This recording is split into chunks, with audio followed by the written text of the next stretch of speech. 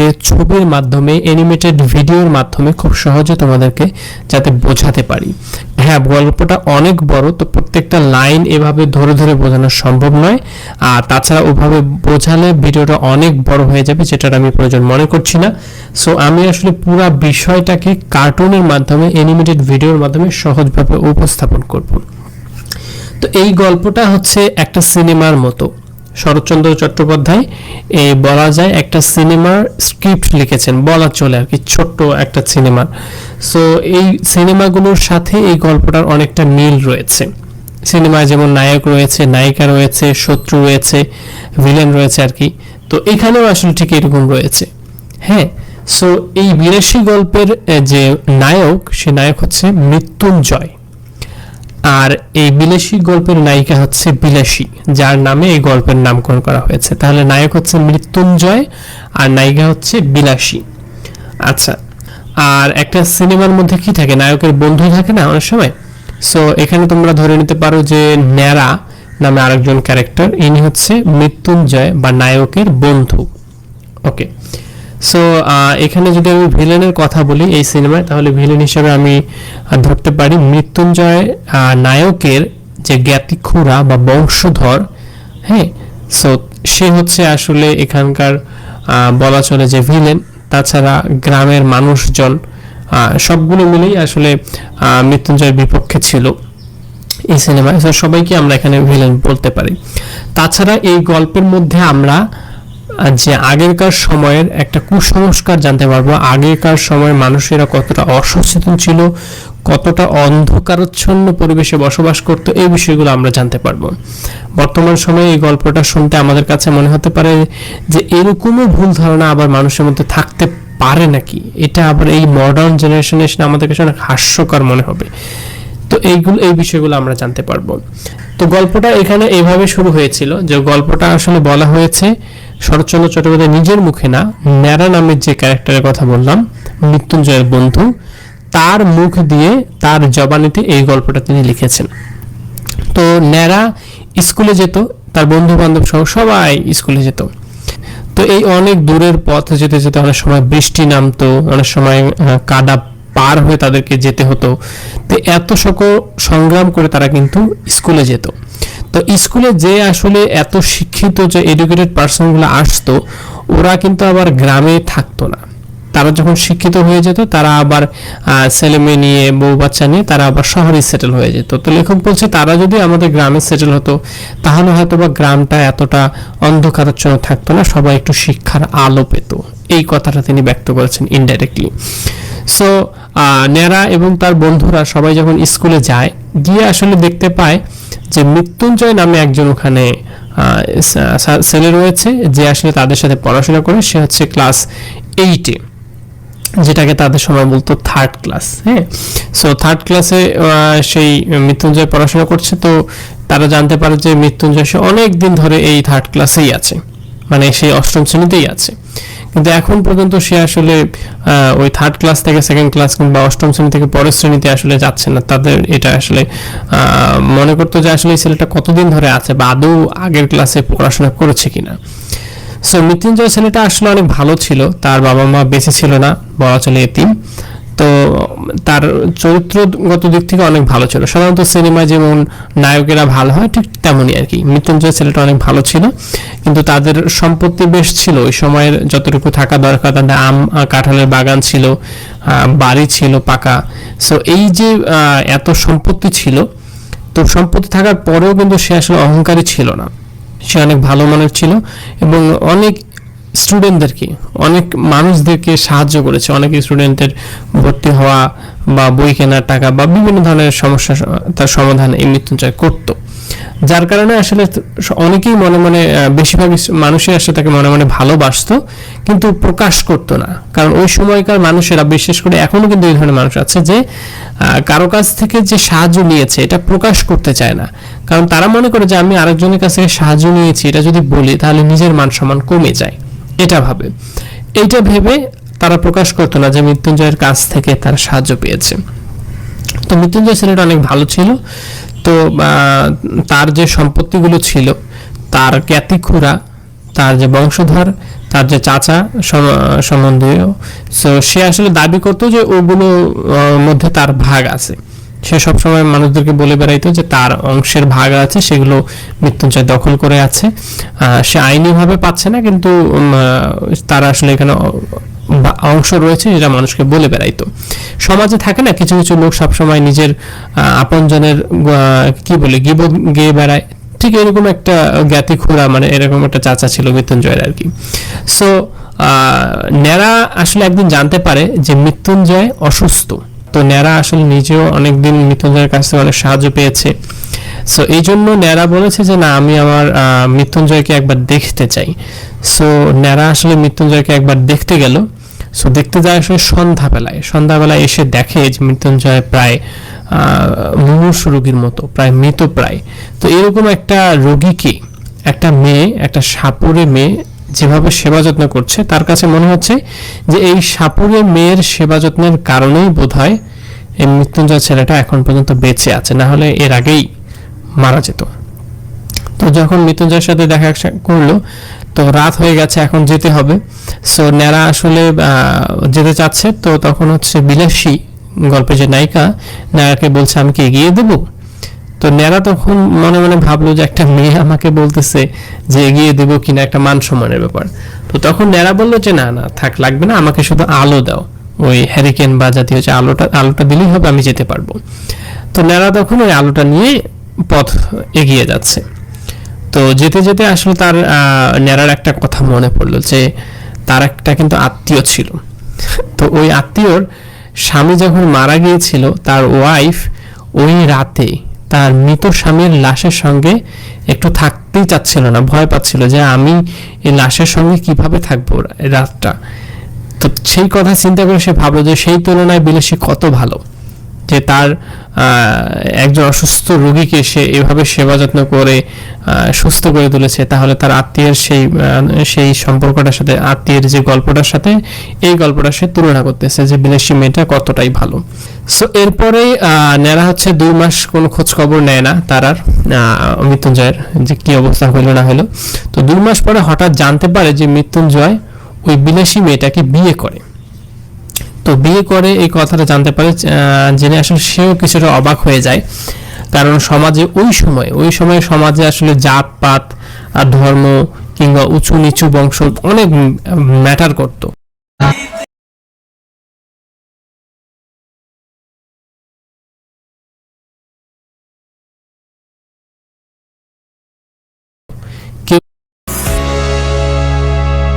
এসএসসির A+ preparation নাকি pre-test টেস্টে পাশের চাপ?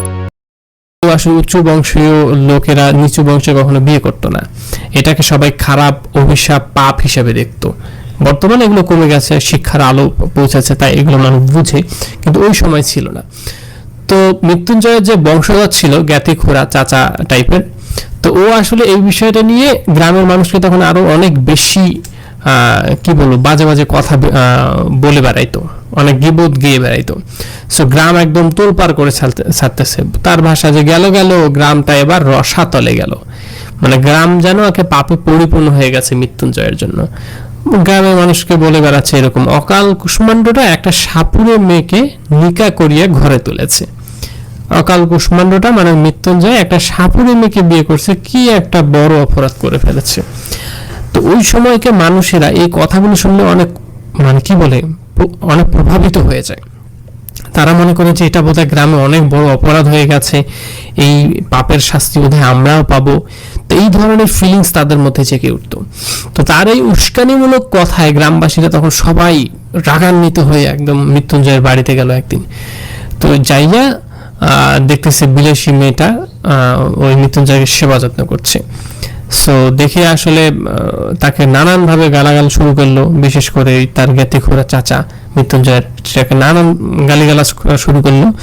তখন বিলাসী মেয়েটা আবার প্রতিবাদ করলো, বললো যে আপনি কি জানেন না যে আমার বাবা আমাকে বাবুর সাথে, মানে মৃত্যুঞ্জয়ের সাথে যে আমাকে বিয়ে দিয়েছে, তার ভাষা হচ্ছে বাবা আমারে বাবুর সাথে নিকা দিয়েছে, জানো? সো জ্ঞাতি খোড়া বা ওই চাচা তখন অনেক রাগান্বিত হয়ে বলল, তবে রে, এই কথা বলে তার উপর হামলা শুরু করলো, একদম তাকে কিল ঘুষি মারা শুরু করলো সবাই মিলে। তো সবাই হামলা করার পরেও আসলে ন্যাড়া ওখানে ছিল, ও কিন্তু মারে নাই। ও আসলে অতটাও বুঝতে পারছে যে না, এত বেশি বড় ভুল করে ফেলে নাই যে যার জন্য তাকে মারতে হবে, সে আসলে কিছুটা বুঝতে পারছিল।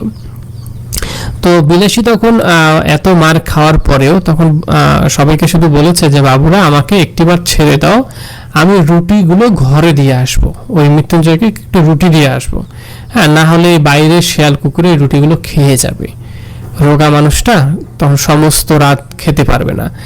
তো এই কথাগুলো দ্বারা আসলে বিলাসী কতটা ভালো ছিল, কত ভালো মন মানসিকতার মেয়ে ছিল ফুটে উঠেছে, যে মায়ের খাওয়ার পরেও সে আসলে অসুস্থ লোকটাকে খাবার দেওয়ার জন্য কথা বলতেছে, না হলে সারা রাত কিন্তু লোকটা খাইতে পারবে না, এই চিন্তা তার হচ্ছে। তো গ্রামের মানুষও তখন সবাই আসলে সেটাকে নাকচ করে দিল এবং তাদের কথা যে সে অসুস্থ, সে সব কিছু খাক, সে ফলমূল খাক, সে কমলা আপেল সন্দেশ সব খাক, কিন্তু ভাত কেন খাবে? মানে তাদের কথা হচ্ছে যে ভাত খাওয়াটা অনেক বড় একটা অপরাধ, যে নিচু মানুষের হাতে ভাত খাওয়া অনেক বড় অপরাধ, এটা নাকি অন্য পাপ, এই পাপ হলে নাকি কোনো ক্ষমা নাই। তাদের মনে এটা একটা কুসংস্কার তাদের মনের মধ্যে বাসা বেঁধেছিল। তো তারা সবাই বলল যে কাল করিল যে ভাত খাইয়া, যে কি করে করো, কিন্তু ভাত কেন খাইলো তোমার হাতে? সো এইটা আসলে অনেক বড় নাকি পাপ করছে। এই পাপের জন্য বিলাসীকে তখন মেরে গ্রাম থেকে একদম বের করে দিল। তো বিলাসী ওই যে মৃত্যুঞ্জয়ের বাড়ি ছেড়ে আবার সে যে সাপুরিয়া মেয়ে, সে সাপুরিয়ার গ্রামে মালোপাড়ায় তার বাড়ি, ওখানে ফিরে গেল। সো ন্যাড়া একদিন মালোপাড়া, ন্যাড়া মানে হচ্ছে ওই যে মৃত্যুঞ্জয়ের সাথে যে পড়তো, বলা চলে নায়কের বন্ধু। সো ন্যাড়া একদিন কি করলো, মালোপাড়ায় গেল। সো মালোপাড়ার ভিতর দিয়ে যাওয়ার সময় হঠাৎ দেখতে পেল মৃত্যুঞ্জয় ওখানে। এই ন্যাড়া ওখানে মৃত্যুঞ্জয়কে দেখে তো অবাক, কি ব্যাপার, সে তো উচ্চবংশীয় লোক, সে কেন এই মালোপাড়ায় এসে, তাও আবার এমন অবস্থায় দেখতেছে যে মৃত্যুঞ্জয় সাপুরে হয়ে গিয়েছে। বিষয়টা দেখে সে আসলে অবাক হয়ে গেছে যে একটা উচ্চবংশীয় ছেলে মালোপাড়ায় এসে সাপুরে হয়ে গেছে। তো বিষয়টা দেখে সে অবাক হয়ে গেল। তারপরে বিলাসী আসলো ওখানে, এসে ন্যাড়াকে দেখে বলিল, কৃতজ্ঞতার সহিত বলিল যে তুমি না আগলালে সে রাত্রিরে আমাকে তারা মেরেই ফেল। মানে বিলাসী আসলে বলতে যাচ্ছে যে তুমি আমাকে সেদিন সেভ করেছো, কিন্তু আসলে ন্যাড়া সেদিন সেভ করে নাই, কারণ সে একা ওখানে কি করবে? সে যদি একা ওখানে প্রতিবাদ করতো যে বিলাসীকে মারিও না, তাহলে উল্টো ন্যাড়াকে আরো মায়ের খাওয়া লাগতো। সো তারপরেও আসলে বিলাসী দেখেছে যে ন্যাড়া যেহেতু তাকে কোনো কিছু করে নাই বা মারে নাই, এই জন্য তাকে কৃতজ্ঞতার সহিত বলে যে তুমি না আগলালে সে রাত্রিরে আমাকে তারা মেরেই ফেলতো। তো দেখলো যে মৃত্যুঞ্জয় আর বিলাসী কিন্তু খুব সুখেই ছিল, তা দেখেই বোঝা যাচ্ছে তাদের দুজনের মধ্যে ঘর বাড়ি টাকা পয়সা না থাকলেও তাদের মধ্যে সুখ ছিল। সো তারা দুজন আসলে ওই সময় একটা সাপ ধরার প্রোগ্রাম ছিল তাদের, দুজনে আসলে সাপ ধরতে যাবে। তো হঠাৎ করে ন্যাড়া বলতেছে যে না, আমিও সাপ ধরতে যাব, আমিও যাব, আমারও শখ। ন্যাড়া বলছে যে আমারও শখ, আমি অনেকদিন ধরে আমি বড় গোখরা সাপ ধরবো, আমি মন্ত্র সিদ্ধ হব, এটা আমার শখ ছিল। সো শখ থাকতেই পারে, অনেকে থাকে না, তো তারও একটা শখ ছিল। সো তার শখ হচ্ছে অনেক বড় গোখরা সাপ ধরবে, মন্ত্র সিদ্ধ হবে। মন্ত্র সিদ্ধ হবে মানে হচ্ছে তাকে কোনো সাপ কামড়ালেও তার কিছু হবে না, সাপ দেখলে পালায় যাবে, এরকম মন্ত্র সিদ্ধ হবে। তো এইরকম ন্যাড়া ওদের সাথে থাকতে থাকতে ন্যাড়া নিজেও সাপুরে হয়ে গেছিল। সো তখন গ্রামের মানুষেরা তো ওই সময়, এখনই অনেক মানুষ অনেক কিছু ছড়ায়, তো ওই সময় আরো কেমন একটা অন্ধকারাচ্ছন্ন যুগে মানুষ কিরকম ছিল আইডিয়া করতেই পারছেন যে ওই সময় গ্রামের মানুষেরা তখন ন্যাড়াকে অনেক বড় একজন গুণী মানুষ হিসেবে তখন ভাবা শুরু করলো, যে ন্যাড়া অনেক বড় গুণী মানুষ। হ্যাঁ, ন্যাড়া সন্ন্যাসী অবস্থায় কামাখ্যায় গিয়ে সে সিদ্ধ হইয়া আসিয়াছে। তাদের কথা যে ন্যাড়া অনেক বড় গুণী মানুষ, সে অনেক সিদ্ধি লাভ করে আসছে, অনেক তন্ত্রমন্ত্র শিখে আসছে, সে এখন অনেক বড় সাপুরে, তাকে দেখে সাপ পালায়, তাকে সাপ দংশন করলেও তার কিছু হয় না। তো এরকম আসলে ধ্যান ধারণা মানুষের মধ্যে চলে আসছে। তো এটা হয় স্বাভাবিক, ওই সময় অন্ধকার, এখনই মানুষেরা কিছু হলেই কি থেকে কি ছড়ায় ফেলে, আর ওই সময় শিক্ষার আলো ছিল না, অন্ধকারাচ্ছন্ন যুগে কিরকম একটা পরিস্থিতি ছিল বুঝতেই পারছেন। তখন ওই সাপুরেরা যারা সাপের খেলা দেখাতো, তাদের কিন্তু মূল ব্যবসা ছিল তাবিজ বিক্রি করা বা গাছের শিকড় বিক্রি করা বা এরকম ওষুধ টাইপের বিক্রি করে কিন্তু তারা চলতো। এভাবেই তারা জীবনযাপন করত। কিন্তু বিলাসী কিন্তু জানতো যে এগুলো আসলে ঠিক না, এগুলো আসলে ধোঁকাবাজি। কিন্তু তাদের বংশীয় পরম্পরায় এগুলো চলে আসতেছে বিধায় তারা এইভাবে জীবনযাপন করে। সো বিলাসী জানতো যে সব সাপ ধরার বিদ্যা বা এই যে তাবিজ শিকড় এগুলো ভুয়া, সে জানতো। এবং সে অনেক সময় বলতো যে এগুলো করার কি দরকার, আমরা এগুলো না করলেও বাঁচি, আমাদের এগুলো না করলেও তো হয়, আমাদের তো টাকা পয়সা আসছে। কিন্তু ওই যে ন্যাড়া আসলে বিষয়টা অনেক নতুন, তো আসলে অনেক মজাদার ভাবছে এবং এটাকে কোনো ভয় পেত না, এবং সে তো আর এটা জানতো না যে এগুলোর মধ্যে ধোঁকাবাজি আছে। আর বিলাসী তো সরাসরি তাকে বলতেও পারছে না যে এটা ধোঁকাবাজি ব্যবসা। সো সবকিছু মিলে বিলাসী সবসময় চেষ্টা করতো এই দিক দিয়ে সেফ থাকার। অনেকে সাপ ধরার প্রোগ্রাম নিয়ে আসতো, বিলাসী নানান ধরনের কথা বলে সেগুলোকে ফেরত দিত। কিন্তু ওই ন্যাড়া সবসময় ইন্টারেস্ট নিয়ে ওই সাপ ধরার জন্য মৃত্যুঞ্জয়কে অনেক সময় হ্যাঁ বলে দিত। তো আসলে মূল টেকনিক যেটা ছিল সেটা হচ্ছে যে কোনো একটা সাপকে ধরার পরে গরম লোহা দিয়ে যদি তার মাথায় ছ্যাঁকা দেওয়া হয়, তখন সাপটা যখন গরম ছ্যাঁকা পায় তখন সে ভয় পেয়ে যায় যে এটা উপরে লাঠি ধরলে কি তার যে গরম লাগে, ছ্যাঁকা লাগে, এই ভয়ে এটার পরে এই ছ্যাঁকাটা দেওয়ার পরে তুমি যদি একটা নর্মাল লাঠি নিয়ে গিয়েও তার মাথার উপরে ধরো, সে মাথাটা নিচে নামায়, মানে সেটাকে ভয় পায়। তো এই ভয়টা তারা আগেই সাপের মধ্যে ধরা দেয়, তাদের ধরা সাপগুলো ধরিয়ে দিয়ে ওই সাপগুলোকে নিয়ে গিয়ে খেলা দেখায় মানুষের সামনে। খেলা দেখায় তখন উপরে গাছের শিকড় যদি ধরে বা কোনো কিছু তাদের ওষুধ তাবিজ মাথার উপরে ধরলে সাপ তখন মনে করে যে গরম ছ্যাঁকা পড়বে মাথার মধ্যে, এই ভয়ে মাথাটা নিচু করে ফেলে। সো তখন মানুষদেরকে বোঝায় যে এই শিকড়ের অনেক পাওয়ার, এটা নিলে এই হবে সেই হবে, এই তাবিজের অনেক পাওয়ার আছে এগুলো। কিন্তু বিলাসী কিন্তু বুঝে যে এগুলো আসলে টেকনিকটা কি। তো মূল টেকনিক আসলে এটাই ছিল। তো ন্যাড়া ছিল কিন্তু অনেক অতি উৎসাহী, কিছুক্ষণ আগেই বললাম। তো তারা সবাই মিলে একদিন সাপ ধরার প্রোগ্রামে চলে গেল। তো সাপ ধরতে গিয়ে আসলে বিলাসী তখন বুঝতে পারলো যে এখানে আসলে একটা সাপ নাই, এখানে একাধিক সাপ আছে, একাধিক সাপ থাকতে পারে, বুঝতে পারলো। এই জন্য মৃত্যুঞ্জয়কে সাবধান করছে বারবার যে সাবধান, এখানে কিন্তু একাধিক সাপ আছে, সাবধানে ধরতে হবে, কারণ তারা প্রোগ্রাম নিয়েছে একটা সাপ ধরার জন্য। তো মৃত্যুঞ্জয় আসলে একটা সাপ ধরেছে, ধরে যখন বের হয়েছে আরেকটা সাপ বের হয়ে তাকে হাতে কামড় দিয়ে দিয়েছে। আর উপস্থিত যে মানুষজন ছিল, জনগণ ছিল, সবাই তখন অবাক হয়ে গেছে, কি ব্যাপার? কারণ তারা তো এক্সপেক্ট করছে যে সাপরিয়া আসলে সাপ ধরবে, সাপ তো কামড় দিবে না, কারণ কামড় দেওয়া, তারা তো উল্টো সাপুরেকে ভয় পাবে, সাপ দেখে আরো পালাবে। সেখানে উল্টো সাপ কিভাবে সাপুরেকে কামড় দিয়েছে, সাপুরি আবার অসুস্থ হয়ে পড়েছে, এই বিষয়টা দেখে তারা খুব অবাক হয়ে গেছে। আর বিলাসী তখন কি করলো, সাথে সাথে যেখানে কামড় দিয়েছে হাতে তার পাশে বেঁধে দিল, এটা হচ্ছে প্রাথমিক চিকিৎসা, বেঁধে দিল। ওই রক্তটা বা বিষটা সারা গায়ে ছড়িয়ে পড়া থেকে একটা রোধ পায়।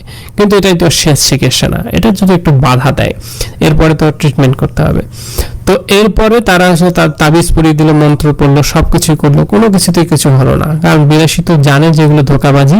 তারপরেও কিছুটা করার চেষ্টা করলো। এরপরে তার জ্ঞাতি খুড়া যারা আছে বিলাসীর যত, সবাই অনেক বড় বড় সাপুরি আসলো, তারা কেউ কিছু করতে পারলো না। তারা ওই তাবিজ বলো মন্ত্র বলো কিছুতেই কিছু হলো না। শেষ পর্যন্ত মৃত্যুঞ্জয় এই সাপের দংশনে মৃত্যুবরণ করলো। তো তারপরে মৃত্যুবরণ করার পরে আসলে ন্যাড়া বুঝতে পারলো যে আসলে সাপের বিষ বাঙালির বিষ নয়, সাপের বিষ বাঙালির বিষ নয়। কথাটার মানে হচ্ছে যে বাঙালি তো আসলে অনেক কথা বলে, অনেক গীবত করে, অনেক বড় বড় কথা বলে, কিন্তু তাই বলে তো তারা বড় বড় কিছু করতে পারে না। তো সাপ কিন্তু এমন না যে কামড় দিবে আর তাতে কিছু হবে না, এমন না। সাপের কামড় মানে কামড়, কামড় খেলে তোমাকে মরতে হবে, বিষ ভিতরে গেলে মরতে হবে। সো এটা আসলে বলতে চাচ্ছে যে সাপের বিষ তো আর বাঙালির বিষ নয় যে কামড় দিবার কিছুই হবে না। সো ন্যাড়া তখন এই বিষয়টা বুঝতে পারলো। আর বিলাসীও তখন ন্যাড়াকে বললো যে তুমি এসব করো না, এগুলো নিষেধ করলো। তো এরপরে হচ্ছে বিলাসী বেশ কয়েকদিন পরে তার যে স্বামীর যে শোক, এই কষ্ট দুঃখ, তার স্বামী যে মারা গেছে, এই দুঃখে কষ্টে সে নিজেই আত্মহত্যা করে তারপরে নিজেও তার জীবন ত্যাগ করেছে।